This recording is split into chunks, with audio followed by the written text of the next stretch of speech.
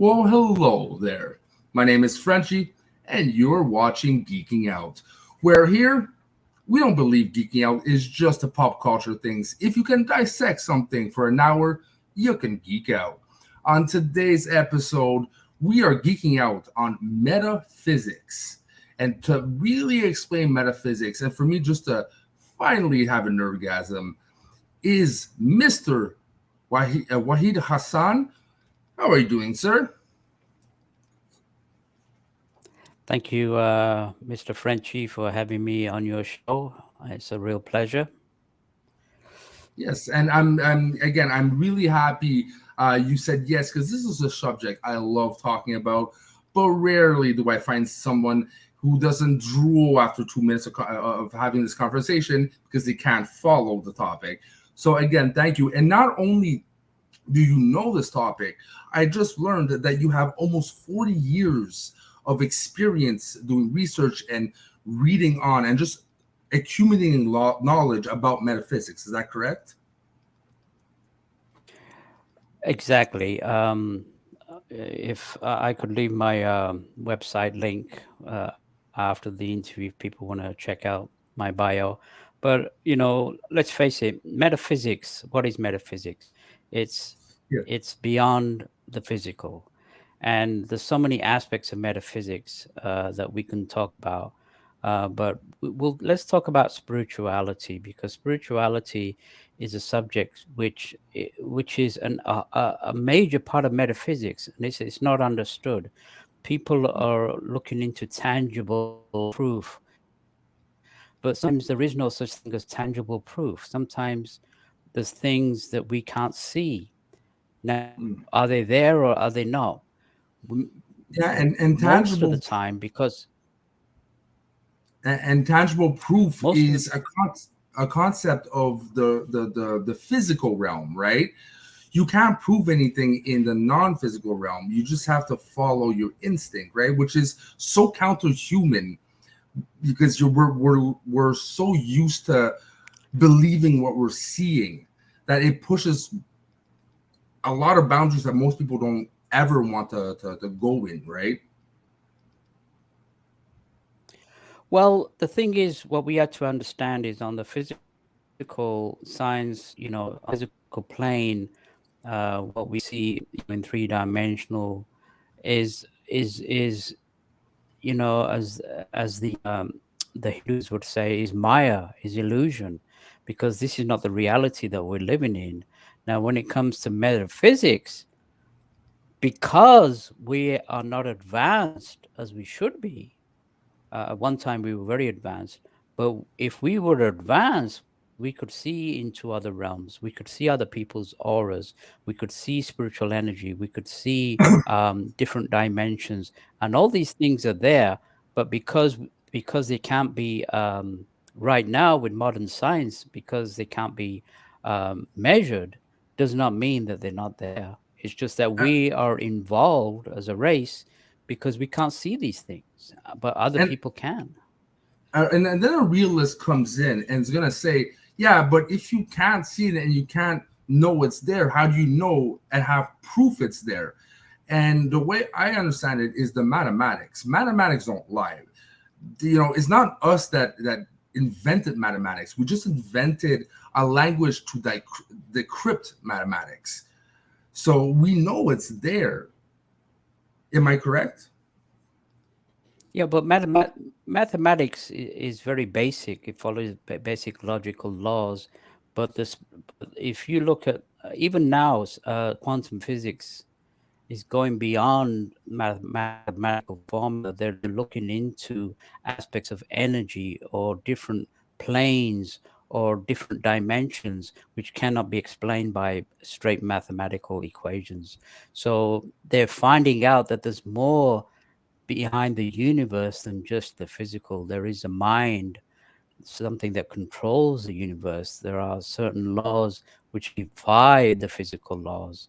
I mean, just recently, people, have assumed that the speed of light was the fastest thing ever, when that's been totally erroneous.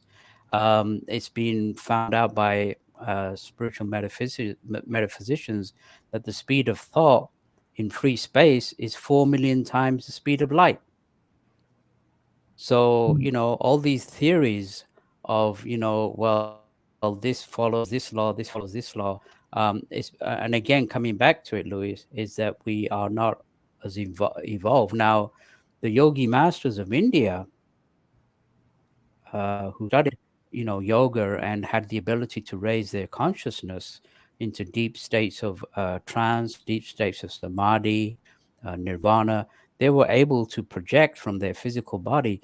We are not physical beings. We are actually spiritual beings in physical bodies. When we die, our physical body just goes back into the ground, but our spiritual body, our aura, our astral body continues.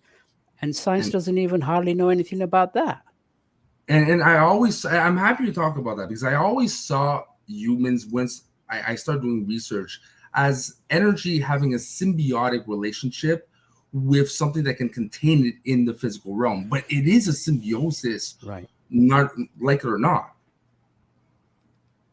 And people are not even aware of what happens when we die. That's been explained in the Eastern philosophies. That there are other realms above us and below us that we go to, which are just as physical. They're just in a different time, frequency dimension. But when we go to these realms in our astral bodies, they are just as physical as we are in the physical realm.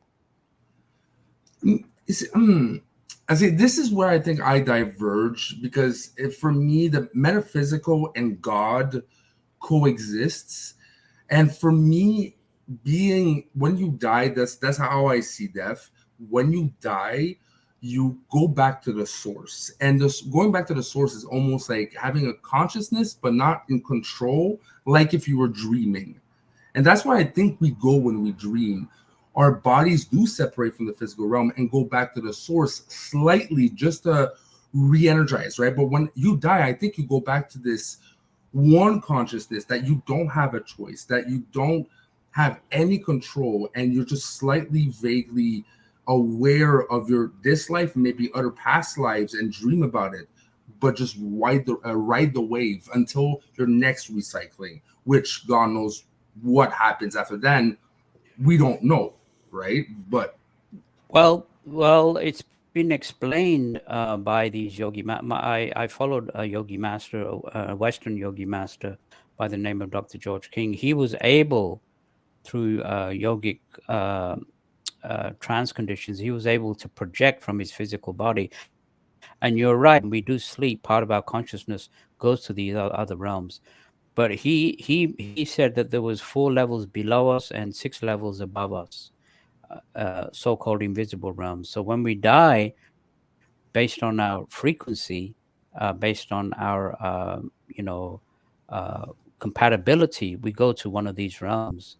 So I'm not sure about going back to the source, but I'm a firm believer of reincarnation. I believe that reincarnation has been suppressed by a lot of the modern religions, primarily. There was these Christian scholars. They said that 1500, I think it was AD 432 in Constantinople, that the Christian religion actually taught reincarnation, but it was actually taken out of the religion in order to put in that one life to live. So if you understand reincarnation, which is a natural aspect of our evolution, then we go to these different realms, some lower, some higher, based on our frequency. We stay on these realms, and then we come back and reincarnate, and the cycle continues till we evolve to the point where we can leave this planet. do you think these levels, if let's say we combine both theories, going back to the source and you have levels, right? Like, what if is there a possibility that certain levels do, like, if let's say we still have feelings in this state, right? The a certain like say up level is you're always happy, there's always content, and the lower levels is you being miserable, it playing on the spectrum of emotions, but you're back to the source. Does that make sense, or we're talking about something different? Well, I agree with your concept of going back to the source. The Hindu philosophy, uh, thousands of years ago, talked about the great outbreathing, which scientists refer to as the Big Bang, where Mm, the universe expanded, and then the yogis talk about the great inbreathing, where the involved for and intelligences that came out of the Big Bang are now going back into the source. So this is a journey, Louis, that's going to take millions and millions of lives. This is not something that we suddenly go back to the source.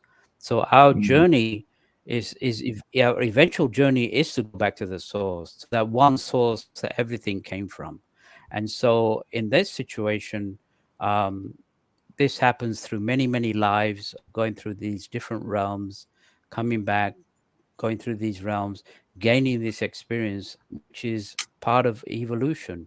Uh, the only reason that we're on this planet is to evolve, and like you said, go back to the source. Absolutely, and that's why we're here on this earth right now, is to go back to that divine source or God or whatever you call it.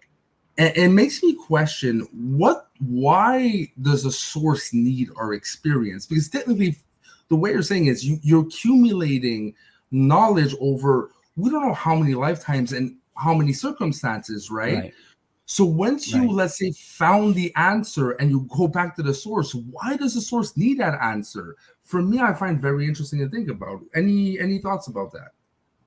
That's a very valid question, and it's something that I can't I cannot answer because I'm not the source. So, in other words, the source involved itself billions of years ago, and it's bringing back all the entities back into the one. We're all one. We're all part of the cosmos. There's no duality. We're all part of the solar system. We're all part of planet Earth. We're all one human race.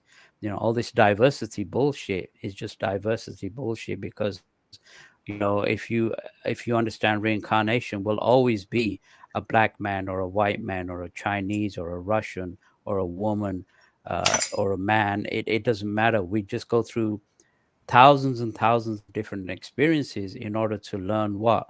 In order to learn the experiences of life. And then once we've reached those experiences, then we can leave Earth. But that's why we're here. What if we expanded it, because you're talking about on Earth, right? Reincarnation on Earth in multiple lives. But if we think about not just humanity, but on the spectrum of life living in the physical realm, would it be a possibility that even our reincarnations might be in different forms, like a whale type fucking creature on one of the moons that is covered with ice, or very distant, the other side of the galaxy, another type of life form in whatever state it needs to grow in?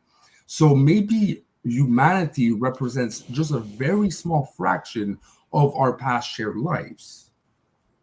Again, a very, very valid point. I think that there are realms not only on this earth, but I think there are higher realms on other planets, I believe, in the solar system. On Mars, Jupiter, Venus, there's higher life forms. We can't see them because they're on higher spectrum. But there's so much life in the universe, and for anybody to have the arrogance to say that we're the only life form is just ridiculous. So because of the fact we cannot see these other realms, obviously there's other realms on these other planets. My master said you could go to Mars tomorrow and not even know that there's a higher race that lives there, because you could be on Mars for 200 years, and unless you had the ability to go to these higher realms, you to converse with these Hmm. individuals, you would never know that they're there. Just like here, we unless we have the ability to converse with the other some psychics can, but majority of people can't. They don't even know that these other realms exist. It's like asking a microbe to have a conversation with you. It lives in a different set of rules that Right. speech, what we would consider speech, they cannot produce, right? So it's equivalent for us trying to communicate, understanding something's there, but don't know how to communicate it. We're microbes to them. Well, speech is just a basic form of communication. On the higher existence, is mental telepathy, picturization, where you could meet somebody from another planet. You don't have to speak. With mental telepathy, you can communicate by pictures, and they can understand, and you can But understand. there's an argument to We be had made that though. at one time. But to be able to do that with, let's say, beings that for them is their natural habitat, would the human, let's say they try to communicate us in our our computerized meat that we have as a brain that lets us generate our electricity, we might not be compatible and it might not be passable because either we would just die, go crazy, or it would be the equivalent of hearing sounds and then we would have to decode it. But for how long can we do this without having brain damage? So there's a lot of variables when it comes to trying to communicate with higher beings that for them is just basic settings, right? And they might not understand our basic settings as well. Well, telepathy, reading thoughts, that's a part of basic nature. You probably have had situations where you call somebody, they said, "Oh, I was thinking of you," Yeah. and vice versa. So these things are real. We can communicate on a telepathic level. Um, One thing that your listeners need to understand is that we're a very involved race. At one time in our evolution, we were very highly evolved, not only spiritually but also in technology. We were a very advanced race, but we destroyed our race a couple of times on this planet, and so we're in a very involved situation. But we, as human beings, have the ability to do all these things, to project to other realms, to converse with telepathically, and uh, and to so that's part of our evolution which we have stalled. We're not even supposed to be just age itself is a disease. We're supposed to be ascended beings that can live in the same body for 20, 30,000 years, like some of these beings do on other planets. We've lost that ability. So the communication of these higher beings is telling us at this point of our evolution, we're liable again to destroy ourselves, is to go back to these spiritual laws and become the kind of And normal human beings that we were. and for me, it's interesting you talk about the regeneration of what we call modern society because I do believe we are the first iteration to have pushed technology the way we did, right? Where the other civilizations were advanced, but people think advanced flying cars and computers and stuff. They were advanced, like I said, metaphysically. They did not need technology for certain things because they did probably discover electricity a bit and use that to advantage, but they understood the universe so much that it did traverse our DNA as a population so much so that in almost any religion or any philosophy around the earth living at the same time but never had communication always knew there was something above us, always understood and had this urge for spirituality. And I think it's because it's very deep knowledge that turned into subconscious instinct over time. But I think it is because they were so advanced in the past that we know it's there without really understanding the why. Well, the thing is, we were part of that because we were part of that highly evolved race, and we regressed. We're in a position right now that if we're not careful, we could start another, this Ukraine crisis. We could start another nuclear holocaust if we're not careful. And this is not the first time this has happened on this planet. It's Oh happened no, twice on this planet. It's just happened twice. We've had. just the biggest volcano in, was it Wyoming? The one that is so big that once it erupt every, like, what, I think 600,000 years, it literally wipes like three-quarters of the USA. And then the ramifications, like with the clouds, we have trouble just when one small volcano in Iceland. Could you imagine the head of a volcano that takes place maybe 40% of the whole US for the base? How the ramifications Yeah, of that? Yeah. those are natural disasters that occur in our history. But what I'm talking about is we belong to a race that actually at one time had atomic weapons. We're talking You about think? the civilization. We're talking about the civilization of Atlantis had atomic weapons, which destroyed the civilization of Atlantis. It's now being revealed. So this is not the first time that we, in our technology, that we've reinvented the hydrogen and atom bomb. So we're on keel if we're not careful of destroying ourselves. Forget the natural Mm. disasters. We're on keel of destroying humanity if we're not careful. So we have to, we have, like you said, we have to go within and find the source, and find our spirituality I have a and question for find you. our oneness. If let's say you're right, Atlanteans did destroy, something happened, they reset humanity. But we have, like, again, deep instincts about religion and its inner DNA to usually believe something, right? Why is then the consequences of pushing stuff too far not in our DNA? Because that we don't learn, that we always forget. We have this instinct to always push the limits. So why is that not being transmitted? If it happened before, why are we not all woken up? um that's the $1 million question. The problem is that we haven't learned, and the lessons that we Yeah. need to learn. I believe, Louis, that people like the great masters that came to this planet, people like Krishna, Buddha, Jesus, Patanjali, Sankaracharya, Lao Tse. These were beings from, I believe, advanced civilizations on higher planets. They came to Earth to teach a philosophy of, first of all, the law of karma, that action and reaction is opposite and equal. So what you put out, you receive. And if children were taught that law, before math, to say that you will be responsible for your, you will have to face the consequences of your actions.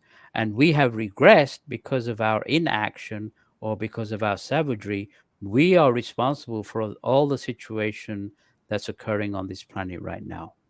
You see, and it's funny, because I see, like, Jesus and the people that you have mentioned as someone that is been in the cycle system so long, maybe probably especially Jesus, and a couple of really intelligent people that make sense, were started from probably the very beginning of when the cycle started. So they've seen the universe. They don't necessarily remember things, but their subconscious wisdom is carried through. And maybe they've been to the source once and came back. You don't know if once you go back to the source, you might still get spit out, and that changes the way you see things, and maybe even your ability of what they would call back in the day magic. So I think these are very rare examples, but still examples of very long souls. What do you think of that? I think I agree with you that these masters that came, that started these religions, were closer to the source than we are. And so they came. All the religions teach the same thing: be kind to each other, don't kill, don't kill, be good to your neighbor, all these things. And so, yes, these people were closer to the source than we are. And so uh, to be honest with you, I would listen to their politics than I would to a politician who lies, to a general who has his own agenda, to a corporate a CEO who has his own agenda, and even to some religious leaders of the world who are stuck in their dogma and try to control the masses. So to me, I think these were the real politicians of the world. These were the true leaders that we need to listen to and go back and evolve, and like you said, go back to the source and live in peace and harmony. That's our destiny. Our destiny is not to suffer or live in pain and suffering. That is not our destiny. That's something that we created, Louis, not the masters or the source. Yeah, no, it's like being almost the babies of the universe, like compared to Jesus and the masters, as you call them. We are infants, most of us. Some people do understand more, but most of us are infants. And what do infants do? They think illogically, and their reactions is not a wise reaction most of the time. So that's why I think most people, they don't get it. Now, that being said, since we are in the 25-minute range, I do usually want to switch up same category, same topic with different category. If you're okay with that, Mr. Hassan. Sure. All right. Absolutely. I would like to approach the conversation of metaphysics and thoughts, because thoughts are a very interesting subject. They could be these amazing sparks that change the world, that change your trajectory, to really find your place. Or they can poison you like a mental cancer. They can detach you from reality. They can be a great source of inspiration to others. But it really depends on the person and how they manage it, even if they're conscious or not of it. So I would like to present to you a song. It is around 9 minutes and 20, but I would like to still present for you to have a reaction to it. And it's a very deep understanding of a conversation between the bad side and the good side by someone who had a psychosis.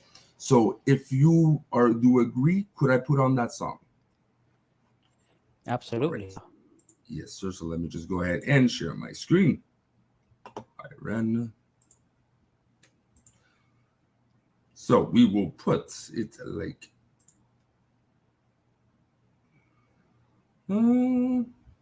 yeah, I put it like this.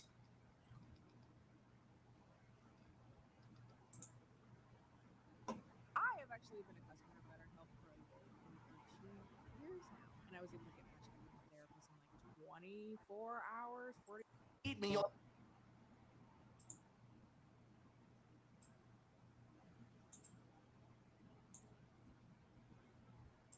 All right, my man. You see the video properly? Yep. Good.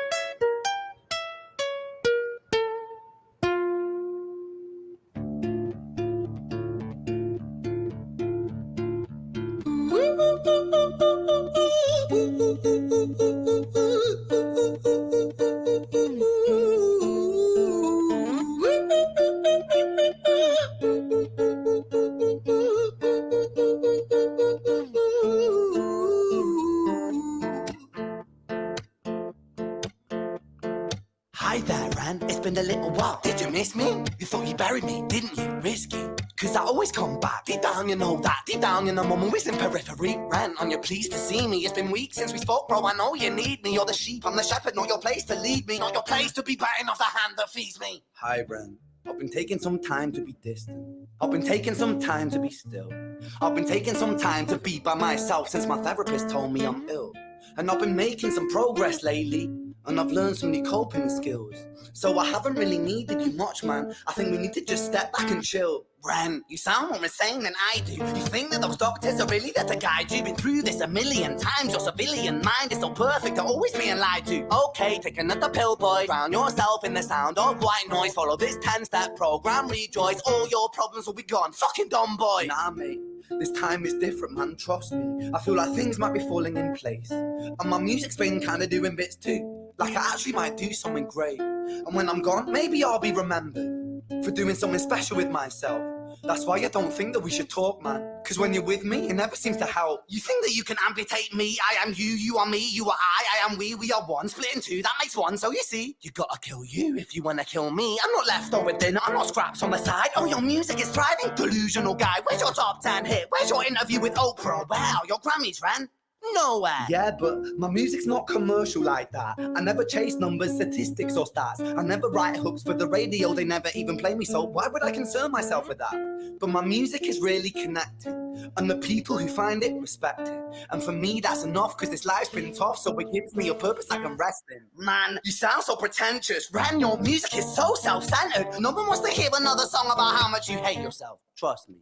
You should be so lucky, having me inside you to guide you, remind you to manage expectations, provide you perspective. That thing you neglected, I get it. You wanna be a big deal, next Jimi Hendrix, forget it.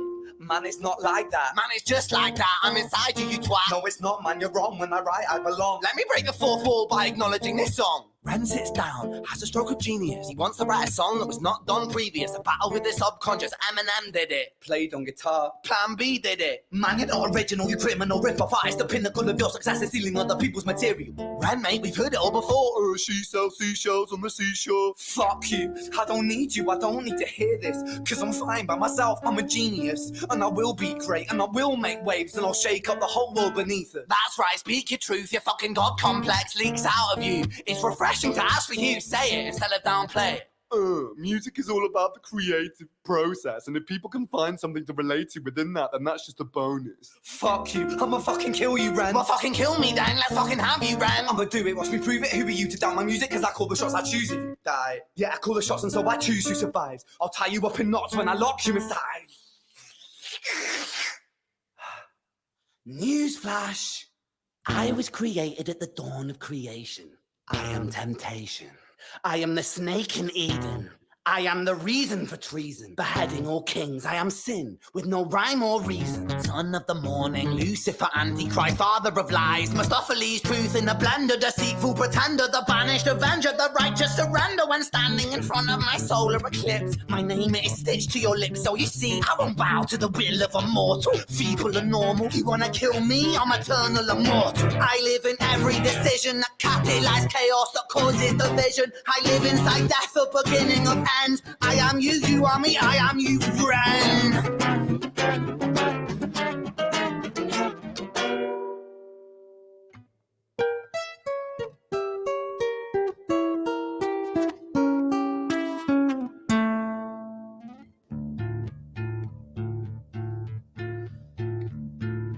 Hi, Ren. I've been taking some time to be distant. I've been taking some time to be still. I've been taking some time to be by myself, and I've spent half my life ill. But just as sure as the tide starts turning, just as sure as the night has dawned, just as sure as the rainfall soon runs dry when you stand in an eye of a storm. I was made to be tested and twisted. I was made to be broken and beat. I was made by his hand, it's all part of his plan that I stand on my own 2 feet. And you know me, my will is eternal. And you know me, you've met me before. Face to face with a beast, I will rise from the east and I'll settle on the ocean floor. And I go by many names also. Some people know me as hope. Some people know me as the voice that you hear when you loosen the noose on the rope. And you know how I know that I'll prosper? Cause I stand here beside you today. I have stood in the flames that cremated my brain, and I didn't once flinch or shake. So cower the man I've become when I sing from the top of my lungs. That I won't retire, I'll stand in your fire, inspired me to be strong. And when I am gone, I will rise in the music that I left behind. Ferocious, persistent, immortal like you, we're a climate different side.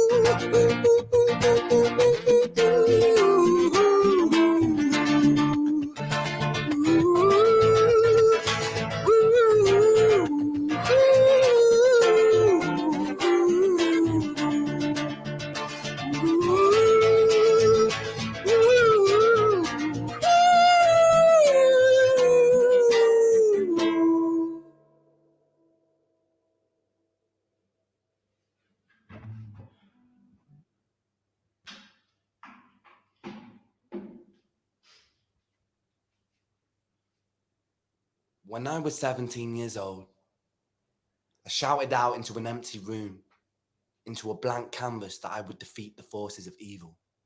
And for the next 10 years of my life, I suffered the consequences with autoimmunity, illness, and psychosis. As I got older, I realized there were no real winners and there were no real losers in psychological warfare, but there were victims and there were students. It wasn't David versus Goliath. It was a pendulum, eternally swaying from the dark to the light. And the more intensely that the light shone, the darker the shadow it cast. It was never really a battle for me to win. It was an eternal dance. And like a dance, the more rigid I became, the harder it got. The more I cursed my clumsy footsteps, the more I struggled. So I got older, and I learned to relax, and I learned to soften, and that dance got easier. It is this eternal dance that separates human beings from angels, from demons, from gods. And I must not forget, we must not forget that we are human beings.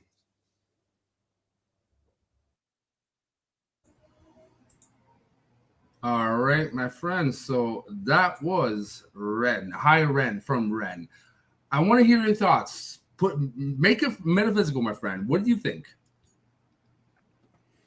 Well, when you started off with thoughts, thoughts are real. Again, because we can't see them doesn't mean they're not real. But you can send a thought of hate or greed or jealousy to another person, or especially a hate thought, which will actually pierce the aura of the other person and affect them physically.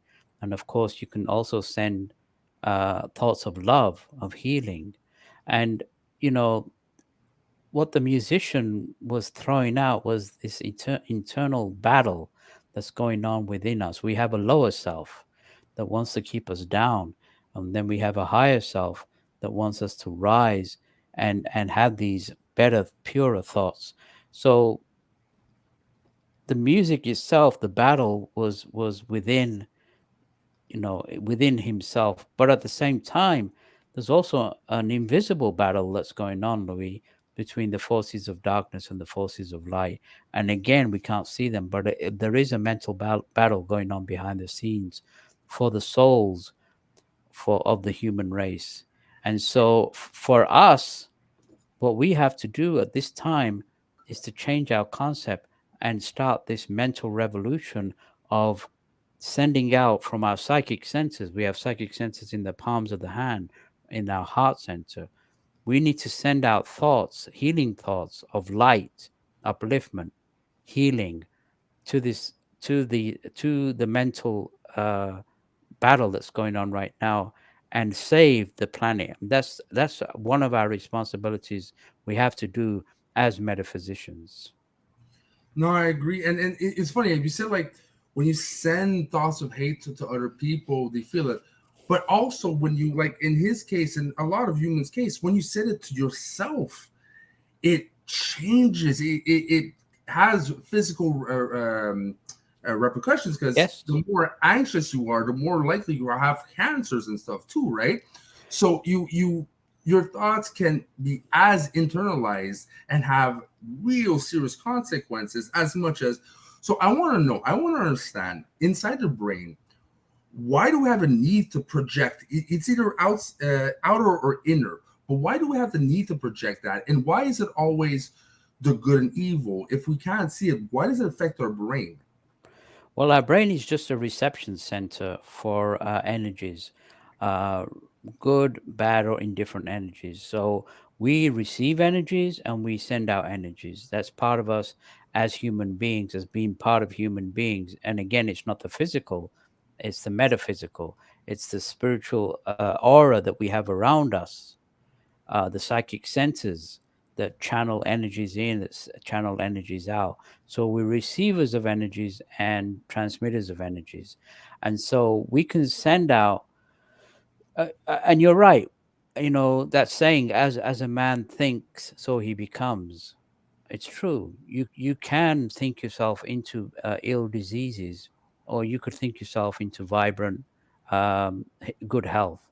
Mm. And a lot of it is affirmations, positive mantras.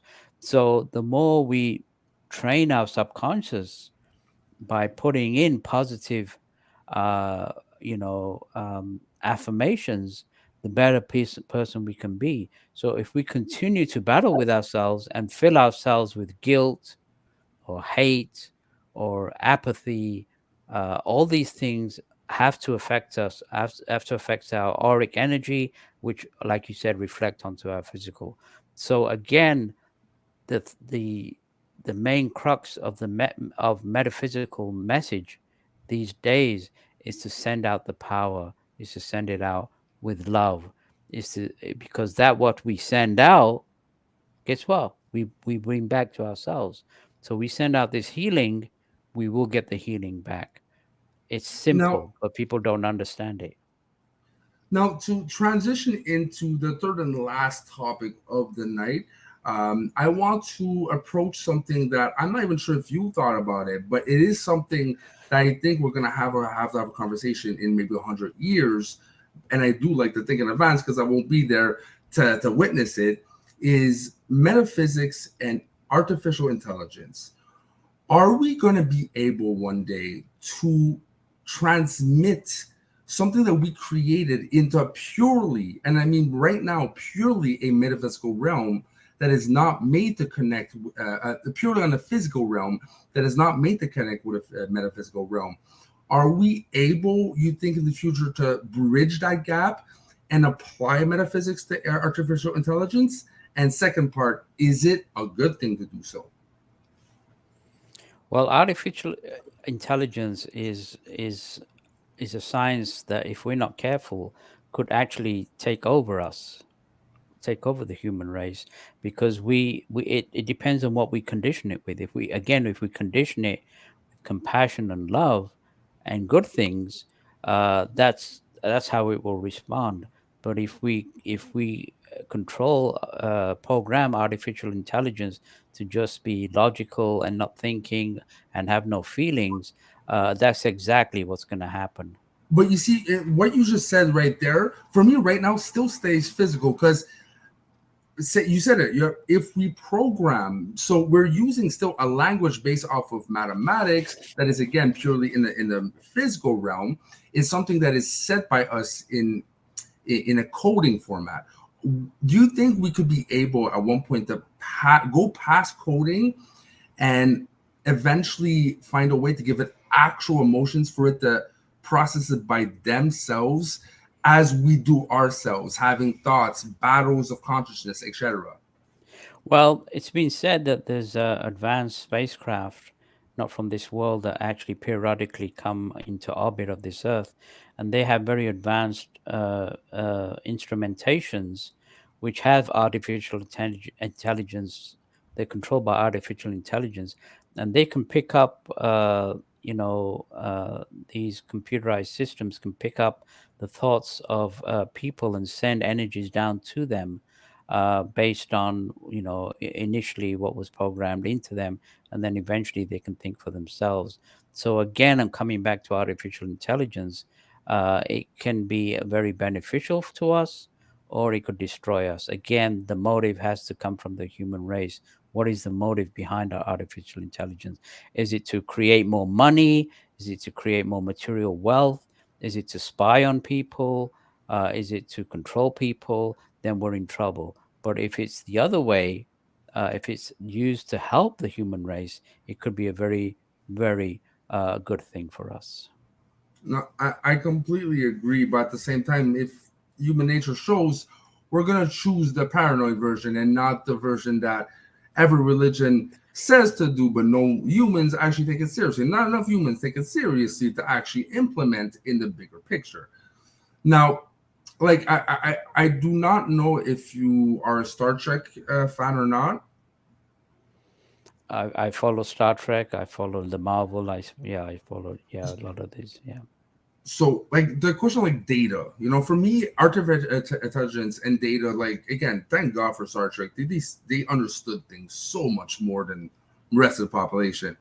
But data is that it's that form. Like if you have a good artificial intelligence that is there to learn and is there to be a presence equal to other lives, but is missing steps and eventually gets access to emotions and does his own thing, right? So there is good example of what a good artificial intelligence can happen. And the other way, like you said, is the, human life ending or changing our reality in any form or case type of intelligence, like in Terminator, right? So you got the both balances. Let's say it goes into Terminator mode and it wipes out humanity. Is this the end of the cycle of humans that you kept telling about and a beginning of a new cycle? A bit like when we replace the dinosaurs, AI replaces us. Or do you think we had access to a form of AI in the past and it happened before? Like, I want to know a bit your theories on bridging. Yeah, I think the one thing that you have to understand, Luis, is no matter how advanced the robot becomes, it doesn't have the soul or consciousness of a human being, which is connected to the source. So no matter how advanced that robot becomes, it can't have those kind of conscious feelings that we have because we have a soul. So What if humans try? Because if we imagine it, we can accomplish it. So what if there is a madman, a metaphysicist out there bridging the gap to connecting the source to the AI? Because that's what scares me.